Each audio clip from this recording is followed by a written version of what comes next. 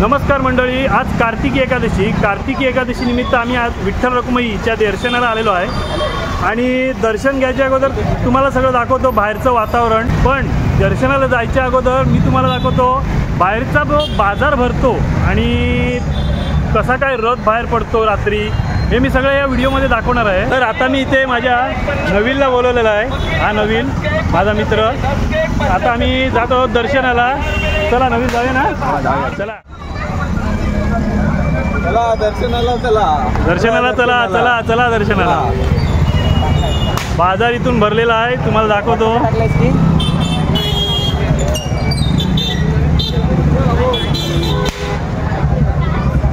बढिया,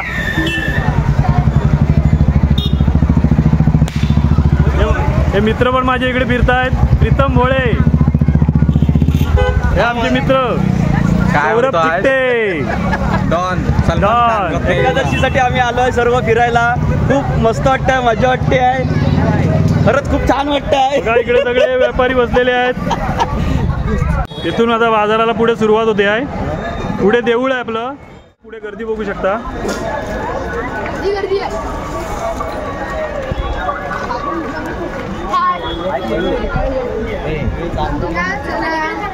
होय होय, इथे सगळे स्टॉल लागलेले आहेत।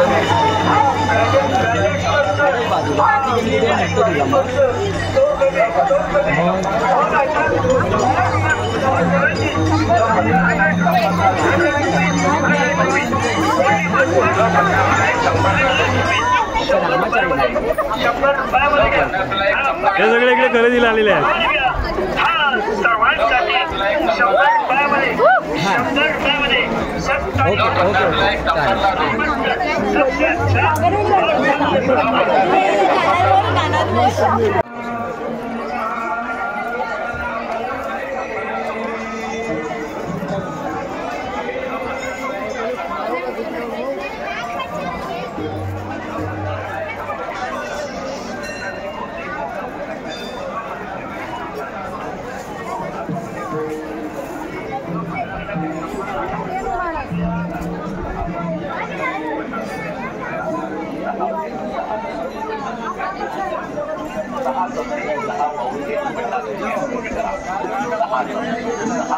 गर्दी बरीच आहे, बघू शकता।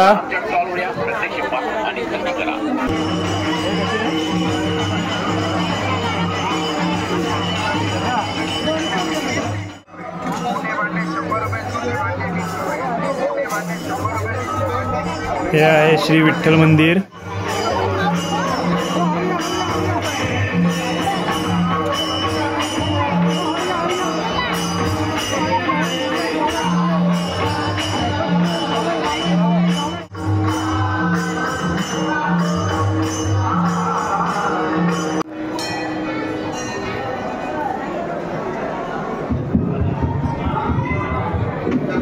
लाईन आहे बऱ्यापैकी, चला आता पाठी जाऊया लाईन मध्ये।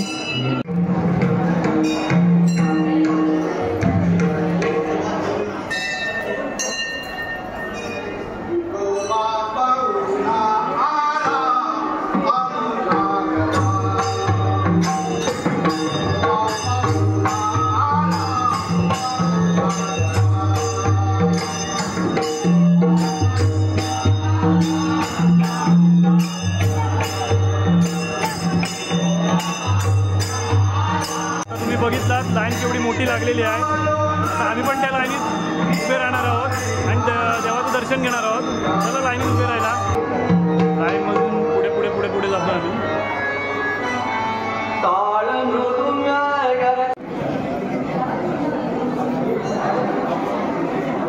आतमध्ये मंदिरात आलेलं आहे।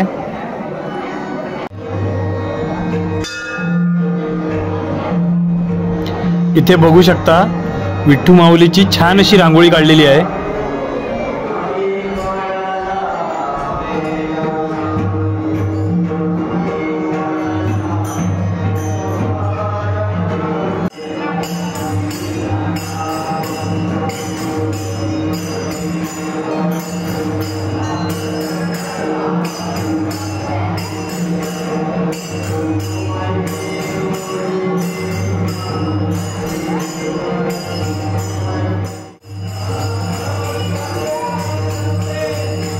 माझ्याबरोबर तुम्ही पण विठ्ठल रखुमाईचं दर्शन घ्या.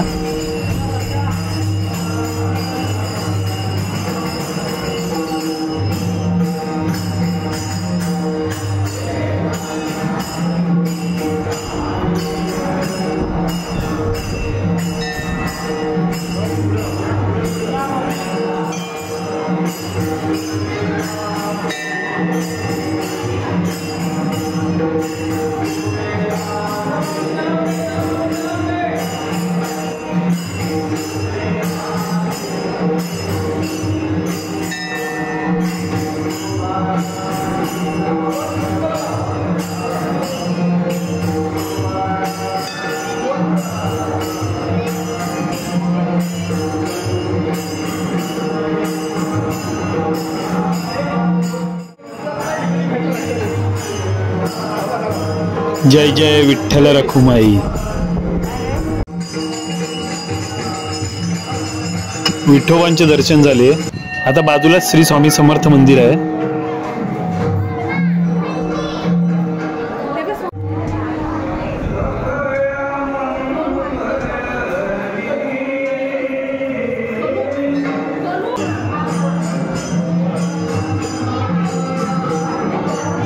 श्री स्वामी समर्थ महाराज की जय.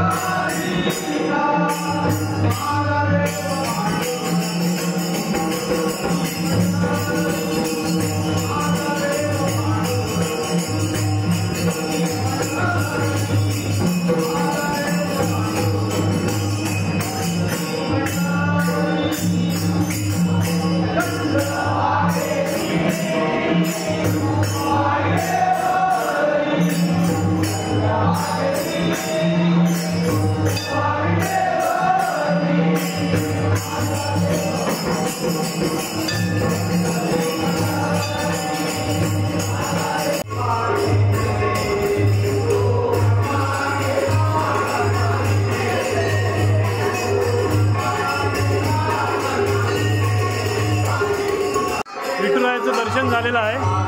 आता आपले मयेकर साहेब हे आपल्याला मंदिरात किती वर्षापासून काय काय हे चालू झालेलं आहे परंपरा आणि त्याबद्दल थोड्यात माहिती आपल्याला ते देणार आहेत.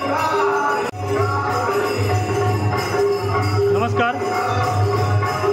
मंदिराबद्दल थोडी माहिती भेटली तर मला बरं होईल. थोडं सांगू शकता? गेल्या 300 वर्षापूर्वीपासून या मंदिराचं अस्तित्व आहे. म्हणजे याचा जीर्णोद्धार तसा म्हणाल तर 3 वेळा झालेला आहे आणि आता 4्यांदा होऊन वाटलेला आहे सुशोभीकरण आणि मंदिरामध्ये विठ्ठल मंदिरामध्ये अन्य काही सुविधा उपलब्ध करून देण्यात येणार आहेत.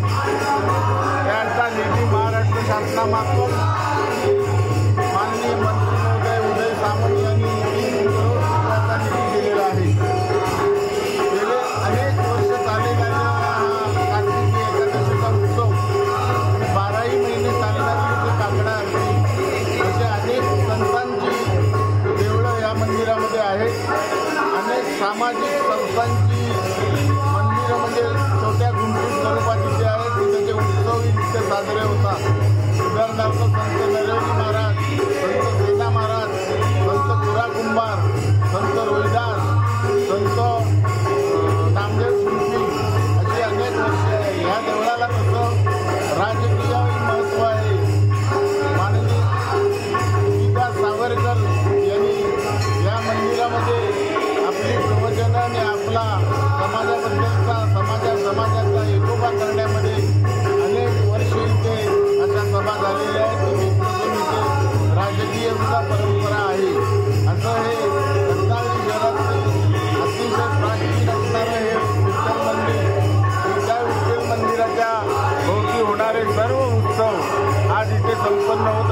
काकडे आरती हा उत्सव फार मोठ्या प्रमाणात होतो.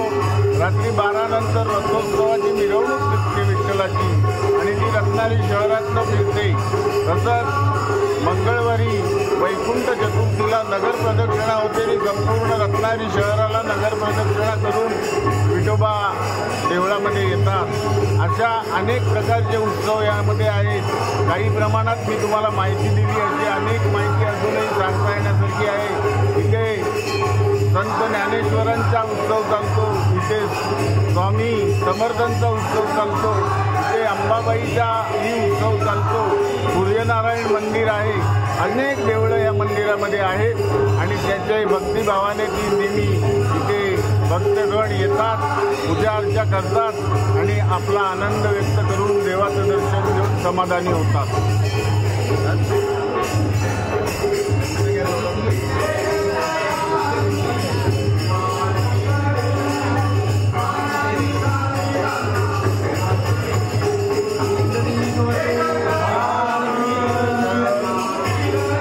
मी एकदा म्हणतो, बोला पुंडलिका वरदे, श्री ज्ञानदेव पंढरीनाथ महाराज की. श्री प्रमोद रेड्डी यांनी मला श्रीफळ दिले.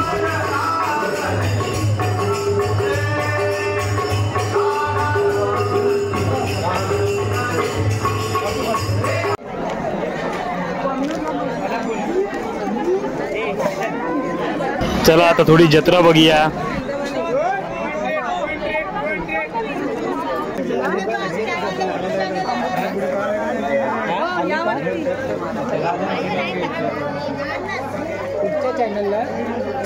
मयूर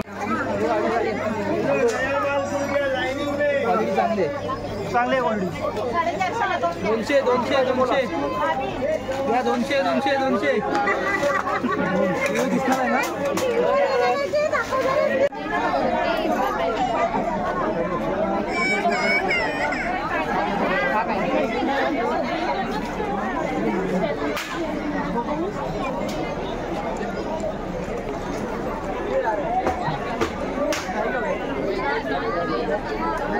पब्लिक आहे ना उधर.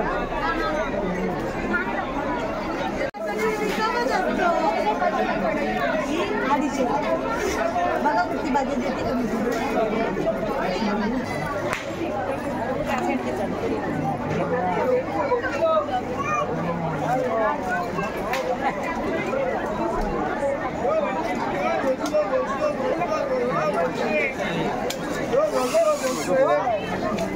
नमस्कार मंडळी, आता रात्रीचे 11:30. आता 12 वाजता इथून रथ बाहेर पडणार आहे. त्याच्यासाठी आपण आलेलो आहे. आता पाऊस पण थोडक्यात पडला आहे, त्याच्यामुळे काही धंदेवाल्यांनी जरा आपल्या सामानावर जरा कापड बिपड टाकून आपल्या सामानाचा बचाव केलेला आहे. सकाळी तुम्ही व्हिडिओ बघितलाच असाल, इथं विठुरायाचं दर्शन झालं, छान झालं. आता आपण रथ बाहेर पडतोय ते बघूया, चला.